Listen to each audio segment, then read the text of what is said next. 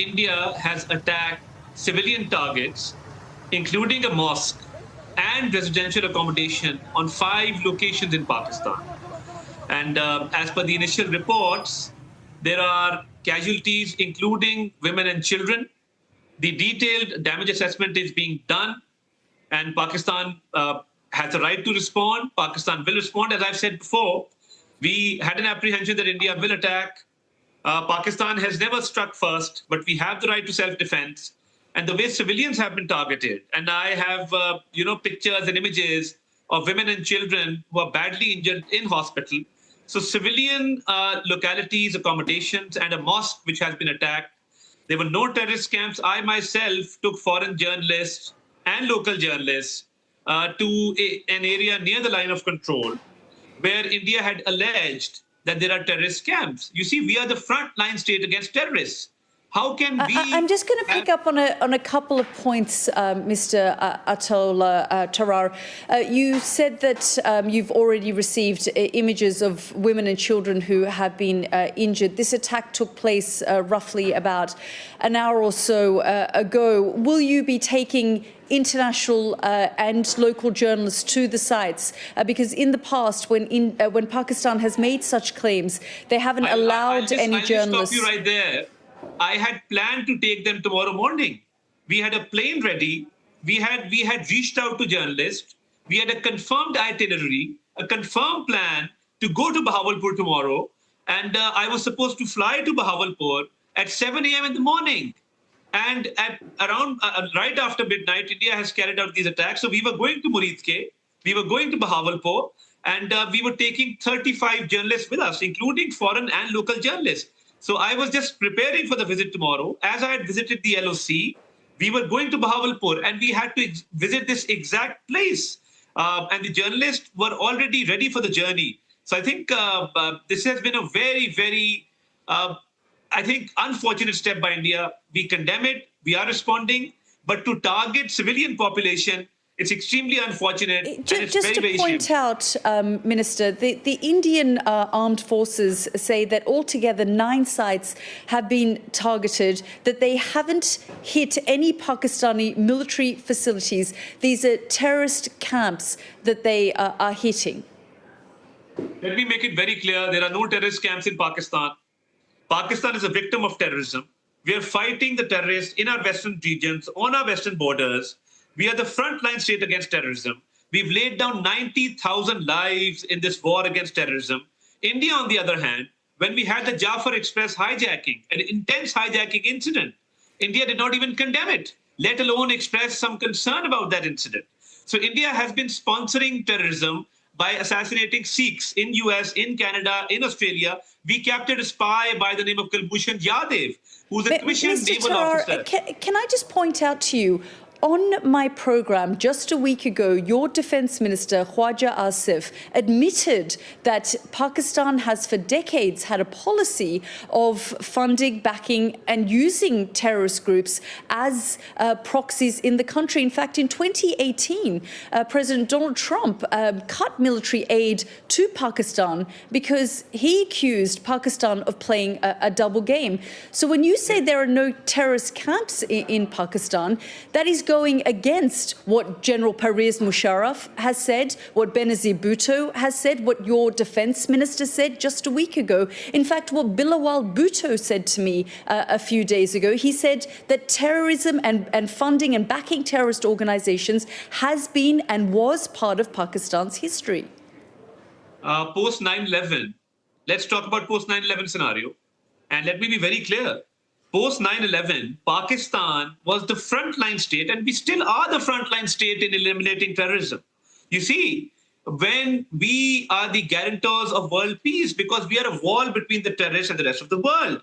I would like to invite you to Pakistan to come and see the circumstances. I have been to Pakistan, sir, and we know that Osama bin Laden was also discovered in Abbottabad in Pakistan. So these accusations on Pakistan, including your defence minister making the admission, is there, and that is why part of the reason... What the defence minister was referring to, I think he's been misinterpreted. You see, there was a Soviet invasion back in the 80s, and obviously, We were countering the Soviet invasion. At that point in time, that's part of history. And we were allies of the US. So post 9/11, the scenario changed completely. And Pakistan made a lot of sacrifices. Pakistan is still laying down lives against terrorists. Even today in Balochistan, there was a terrorist attack. We lost 7 soldiers. So you see Pakistani politicians, Pakistani soldiers, Pakistani officers, Pakistani military, Pakistani police, they've been giving numerous sacrifices. So there's no question at all, madam, of having terrorist camps in Pakistan. Well, that contradicts Western intelligence. The State Department. There have been many, but I just want to focus you on this particular incident, sir. How will Pakistan now respond? You see, let me just conclude the previous argument by saying that when we captured this wanted terrorist on the Afghan border, President Trump, in his State of the Union address, actually appreciated Pakistan's efforts in the war against terrorism and how Pakistan is dealing with these terrorists, how we are capturing them, how we are going after them, how they are being eliminated. Up until a few years ago, sir, Pakistan was on a grey list of states sponsoring of terrorism just a few years ago. So I know you want to take this back to the 1980s, but the point is that this is something that Pakistan has long been accused of, and that's why India has pointed the finger of blame on Pakistan for the Pahalgam attack. India should have gotten its own house in order. You see, after the intense hijacking of the Jafar Express, we had terrorists appearing on Indian media, giving interviews. The Balochistan Liberation Army, which is a terrorist organization. We had images from the mobile phones of the terrorists being shown on the Indian media. Pakistani media did not have those images. So you see, the fight that we are fighting is not only for us, it's for the rest of the world. As far as the current situation is ongoing, we are responding. We've shot down, as per initial reports, we've shot down 2 Indian planes. And obviously, India is the aggressor, provocator. They've attacked civilian areas. There were no terrorist camps, and I can vouch for that because we were going there tomorrow, and we will respond because we have the right to self-defense. I just wonder, Minister, how will you now respond? Because if you're saying that you're going to respond, the Prime Minister tonight of Pakistan says there will be a response. What will a response from Pakistan look like? The response is already ongoing. I'm afraid I cannot share operational details. But what I can tell you is that as per initial reports, we've shot down 2 Indian planes, and we are responding to Indian aggression right now as we speak. And do you feel this could potentially escalate further? Because, of course, there is so much at stake, and both countries know what's at stake here. It's an evolving situation. It's an ongoing situation. And obviously, we've had an attack. We've responded. But as I had said before, in many interviews, and I came that night saying that we had an apprehension that India would attack, we always said that India will be the aggressor without evidence. You see, we offered an investigation into the Pahalgam whole episode. We were the ones who said that our hands are clean. We want an investigation, a fair and transparent investigation. But you see, India, without any evidence, has targeted civilians, women and children. India had no right to do that. So we now have a right we're still in the fog of war, sir. So, we don't have evidence of that. We're still waiting for information to emerge. I know you're telling me this, but we don't have clarity. I will send you images. I will appreciate if you can run those images on your television. Yes, once we've verified any images that come through, because, of course, we are still in the fog of war. There is still information coming through. I'm sure, it is the dead of these night. images are being received from hospitals in Bahawalpur. And as a Minister for Information, I occupy a seat of responsibility. I've taken an oath, and I will give you correct and verified information, which you can also verify from your independent sources.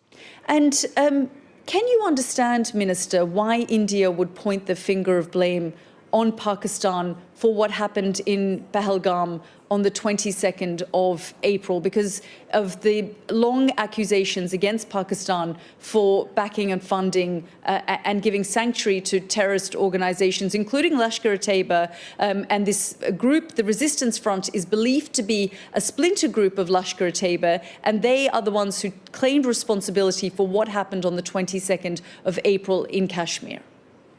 You see, Pakistan is fighting this war against terrorism and no group has claimed any responsibility. And this area is a good 200 kilometers from the Pakistani line of control, this Pahalgam area. And you see, the FIR, the first information report by the Pahalgam police, was registered within 10 minutes of the incident. The police arrived after 1 hour 30 minutes. And when the victims were bleeding, I saw a video of one of the sisters of the victim saying that her brother was bleeding and nobody came for 1.5 hours. India has no evidence whatsoever to link Pakistan to this incident. But India has attacked civilians, women and children today without any justifiable cause. And because we have the right to self-defense, we will defend our country. We will respond because India ran away from the investigation. When our Prime Minister offered an investigation into the matter, then why run away? We even offered to the friendly countries like the United Kingdom to join in the investigation. We told the international community that an investigation will reveal the facts, but I think it's the right-wing BJP, which is against the Muslims, against the Sikhs, which has persecuted minorities, and they wanted a reason to attack Pakistan, and without any evidence they have done so. But Pakistanis, we have a high morale, and we will respond back to Indian aggression, and the response is ongoing at this point in time. Well, the reason, like I said, that India has pointed the finger of blame because of your country's history and links with different terrorist organizations, which, as I said, in the last Trump administration, they cut military aid. Your country was on a grey list for a number of years, including just a few years ago, Osama bin Laden was discovered near a military base in Pakistan in quite an affluent area. US Navy SEAL Special Forces conducted that operation without telling Pakistan, who were their allies at the time, working with them in the war in Afghanistan, because they couldn't trust the Pakistani defense and intelligence and military establishment. And so because of Pakistan's reputation in this area, that is why Indian officials have said, based on the information they have, they've pointed the finger of blame on Pakistan because the Resistance Front, a splinter organization linked to Lashkar-e-Taiba, which is linked to the ISI in Pakistan, is believed to be behind this attack. I deny these allegations completely, and I don't agree with your view, because we in Pakistan, our 4 generations have fought terrorists. Even now in Balochistan, in Khyber Pakhtunkhwa, we are fighting terrorists day and night. Our western region, our western borders, all over, Pakistan is facing terrorist attacks every second week. If you're talking about the history, the Soviet invasion, the Cold War between the US and the Soviet Union at that point in time, well, that was a different story. But I was talking about 2009 when Osama bin Laden was there, or 2021 when the Taliban returned to power in Afghanistan. It was with the support of Pakistan that they were able to do that. That's slightly unfair, because Osama bin Laden was not being harbored by the Pakistani authorities. They were near a military base. I mean, you have very strong intelligence. No, that was very far away from the site where he was recovered. The point is that without Pakistani intelligence, right now, these ongoing operations, they would probably fail. And I think President Donald Trump has made himself very clear in the State of the Union address when he has thanked Pakistan for their efforts in the war against terrorism, for capturing wanted terrorists, and for the good fight that we are fighting, not only for ourselves, but for the whole world. So no other country has to its credit 90,000 lives. Politicians, military men, police, we've laid down 90,000 lives in this war on terror, and this war still continues. So I think India's allegations are ill-founded. They have no evidence. And when we offered an investigation into the matter, then India ran away from that investigation and resorted to these attacks. Mr. Tarar, I mean, the world is waiting to hear and see how Pakistan responds and whether this situation escalates further. India says justice has been served. They accuse you of being behind the Pahalgam attack, and they say they have responded. Do you believe now a line can be drawn in the sand? I think India will now face Pakistan's very fierce response, because we are never the aggressors. And regarding Pahalgam, as I said, the Indians are questioning their own government, that they have no evidence, they have no facts, and they ran away from the investigation, which Pakistan had offered. and they attacked our civilians. They attacked our mosque today. They attacked 5 localities. Pakistan will now respond and respond very, very effectively. Make no mistake, because our desire for peace should not be mistaken for our weakness.